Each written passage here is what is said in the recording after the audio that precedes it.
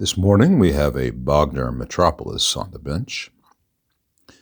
The owner says the mids pot is really noisy, like really, really noisy.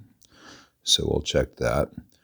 But there are some other things to show before we get to that. Starting with the fuse holder. I went to open the fuse holder to see what value fuse is in there. And it's loose, which puts a lot of strain on that. It was like a thermistor, for limit inrush current. So that's an issue. Second of all, on these filter caps, notice the atoms seem to be okay, but these two Illinois caps are leaking all this nasty spooge everywhere. And that happens a lot with IC brand caps, an awful lot. And even while these atoms physically look okay, they are from 06. So this amp really needs a full recap. I will share this video with the owner. These two at least need to be changed out. I would feel much better replacing all three Illinois caps.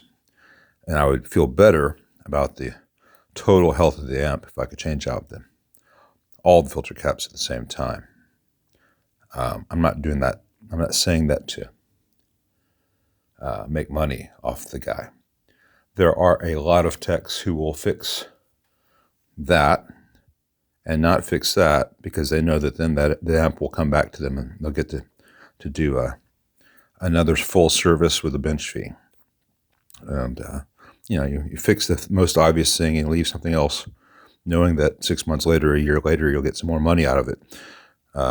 I prefer to give people the option to have it all done at once. If I pull this board up once, I'd rather only pull the board once, maybe every 20 years. There's a factory solder splash here on these wires. And get that to focus better. That's not a huge deal, but it'd be better if I get all such things out. I'll do that when I'm not trying to hold the camera at the same time.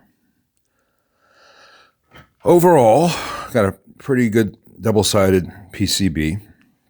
I'm not seeing any problems with the board quality. It's got these neoprene standoffs for the board.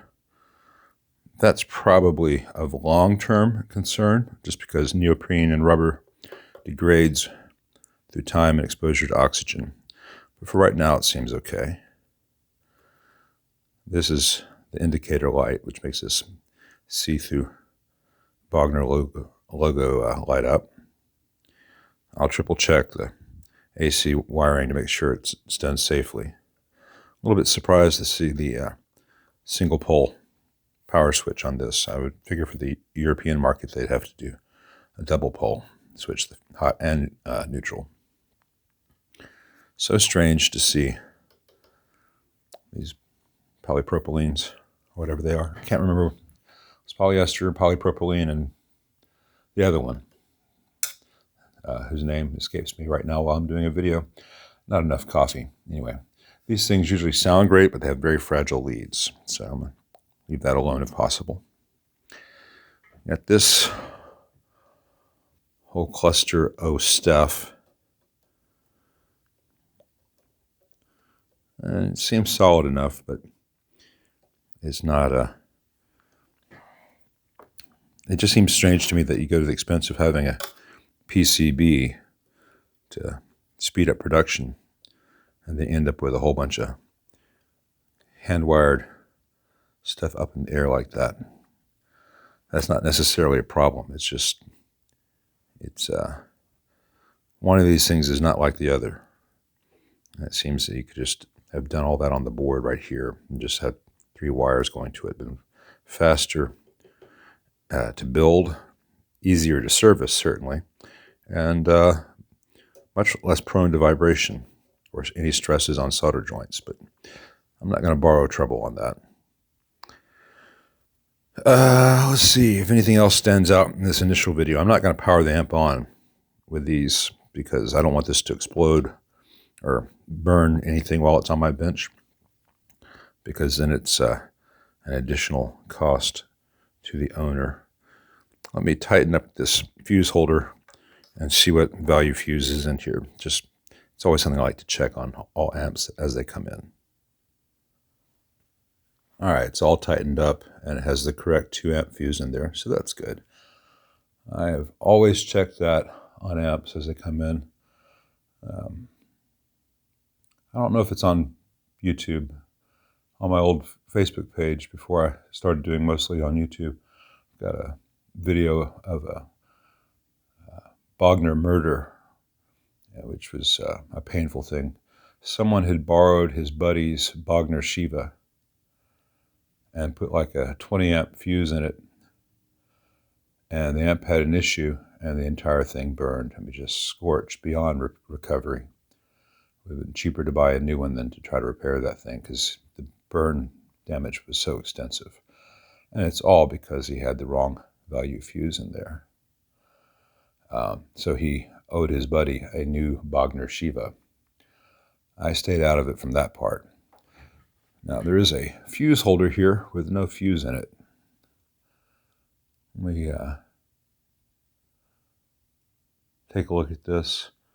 Make sure there's not a fuse rattling around inside of here that I haven't seen.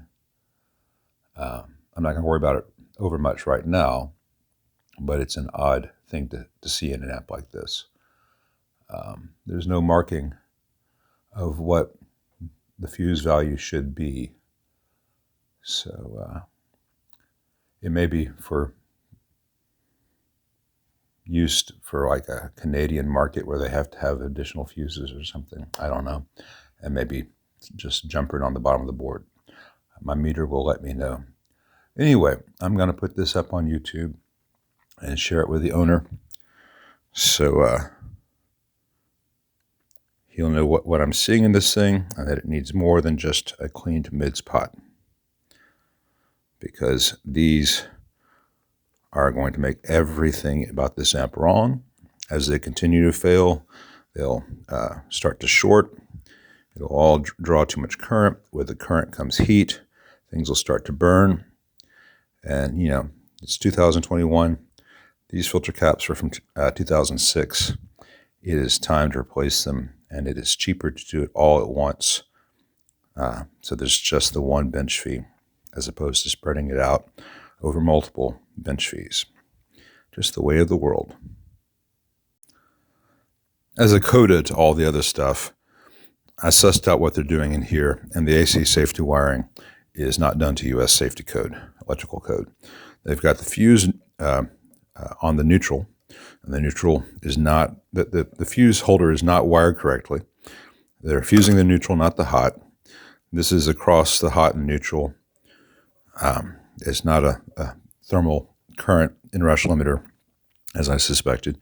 And they have the AC safety ground going to one of the connections on this tube socket for the rectifier tube, which is a chassis ground, and nothing else is using that for ground. But at the same time, this is not the electrical safety code standard for a AC safety ground to a chassis. It should be a dedicated joint connection with nothing else on it. You know, it could be something like this that just has a screw and a whole bunch of lock nuts going into it. It should be over here, physically closer to the IAC connection. It's actually not an IAC, it's a wired cable. But this bothers me when major companies especially, but lots of boutique builders do it too, just totally ignore safety standards for different markets. I mentioned before, it's got a single pole switch.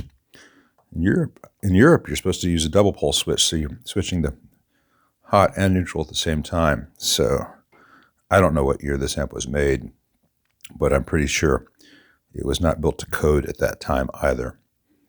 And this kind of stuff really bothers me. I'm sweating trying to figure out how to make amps that I build be legal to sell in Europe with the ROHS stuff. It's not just using lead-free solder. It's you have to document every part you use and have certification for everything you use, and jump through all these hoops, and then you have to pay to have the amp certified by independent inspection agencies, CE, all that stuff. And it's very expensive. And I see major companies doing shortcuts like this and not wiring it even as well as a Fender Deluxe Reverb reissue these days. And that bothers me.